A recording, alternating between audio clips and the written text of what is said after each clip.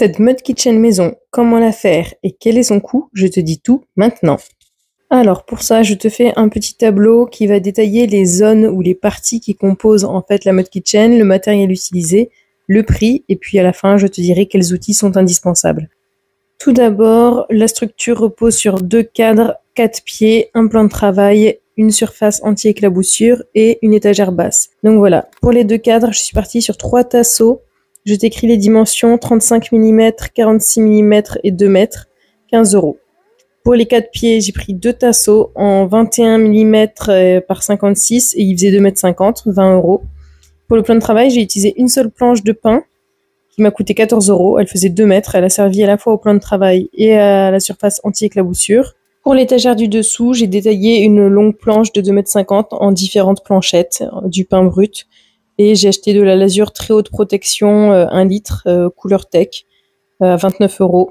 J'ai pris quelques vis en vrac, 2,50 € et voilà. Le Trofast, je l'avais déjà comme bac, mais si jamais tu le rajoutes, sache qu'un bac Trofast neuf coûte 5 €. Donc le prix en total, on est à 98,50 € pour toute la mud kitchen sans le bac Trofast. Si on rajoute le bac Trofast, on rajoute donc 5 €, ce qui fait 103,50 €, ce qui est quand même beaucoup moins cher que la plupart des mud kitchen que l'on trouve toutes faites sur internet. La seule qui la concurrence de mud kitchen toute faite, c'est celle de Lidl qui est à environ 70 €. Concernant les outils et matériel nécessaires, une visseuse dévisseuse est vraiment un gros plus, la scie sauteuse est indispensable. Une équerre pour être sûr que les cadres aient des angles droits, c'est top aussi. Une perceuse avec un foret d'un diamètre légèrement inférieur aux vis permet de pré-percer le bois. 1 mètre pour mesurer, un crayon pour marquer les mesures, 2 serre-joints pour tenir les planches et tasseaux quand on les scie ou alors une autre personne qui les tienne, des tréteaux ou un établi pour poser ses planches et des tasseaux quand on les scie. Un tournevis c'est un plus pour serrer fort sauf si notre visseuse dévisseuse est très puissante, ce qui n'est pas le cas de la mienne, et un pinceau spalter pour la lasure. Optionnel, une scie circulaire. La toute première étape de cette mud kitchen est de créer les 2 cadres qui vont structurer toute la mud kitchen. Des cadres de 40 cm par 100 cm. Pour ça, on aura besoin des fameux 3 tasseaux de 35 mm par 46 et 2 mètres. On aura besoin de 8 vis à bois, diamètre 5, longueur 6 cm, donc 60 mm par cadre, c'est-à-dire 16 vis au total. Optionnel, on peut mettre 2 équerres aux angles opposés en diagonale, mais ce n'est pas obligatoire. Si vous mettez des équerres, utilisez des vis plus courtes que les précédentes.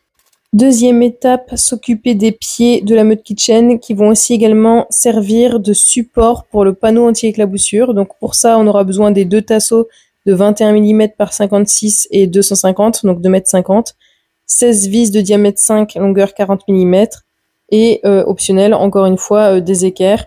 Donc on va vraiment couper 2 pieds qui seront petits, qui seront les pieds de devant en 60 cm, sur lequel le plan de travail reposera, et 2 grands pieds de 100 cm qui, eux, vont aussi servir de support anti-éclaboussure. Donc ce sont les pieds de derrière. Pensez bien à fixer les pieds au cadre et à laisser 8 cm entre le cadre du bas et le bas des pieds, ce qui permettra de passer les pieds de l'enfant ou de l'adulte quand il jouera à la mud kitchen par-dessous.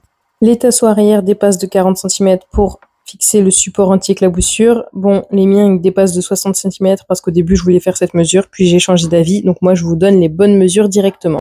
Troisième étape, couper la planche de 2 mètres en 2 planches d'1 mètre afin de fixer le plan de travail et le panneau anti-éclaboussure. Donc pour ça on utilise la fameuse planche de 40 cm qui a déjà la bonne dimension en fait de la mud kitchen, par 1,8 cm d'épaisseur et 2 mètres de long, ce qui permet de faire 2 planches d'1 mètre identiques. On visse le plan de travail au cadre avec 6 vis, donc 3 devant, 3 derrière, des vis de diamètre 5, longueur 60 mm, et on visse le second panneau au pied ou au support qui dépasse derrière. Quatrième étape, on coupe l'emplacement pour le bac Trofast à la scie sauteuse, dimension 27 par 39 cm, et cinquième étape, on coupe les planchettes pour l'étagère inférieure. On fixe chaque planchette avec 2 vis et les petits bouts qui servent à faire l'encoche où passe le pied, aussi une vis de plus, pour un total de 12 vis. Donc voici le schéma de ma mud kitchen do it yourself avec mes mesures. Je t'invite à faire une capture d'écran pour sauvegarder ce schéma. Moi, mon enfant a 4 ans et mesure un poil plus d'1 mètre. Pour un enfant plus jeune et donc plus petit, ou même pas forcément plus jeune mais plus petit, je te conseille d'abaisser le plan de travail afin que ton enfant puisse quand même jouer sur cette mode kitchen parce que c'est le but. Si tu as une fratrie, pourquoi ne pas trouver une hauteur intermédiaire ou alors faire 2 hauteurs différentes? Allez, balance un cœur ou un like pour me soutenir.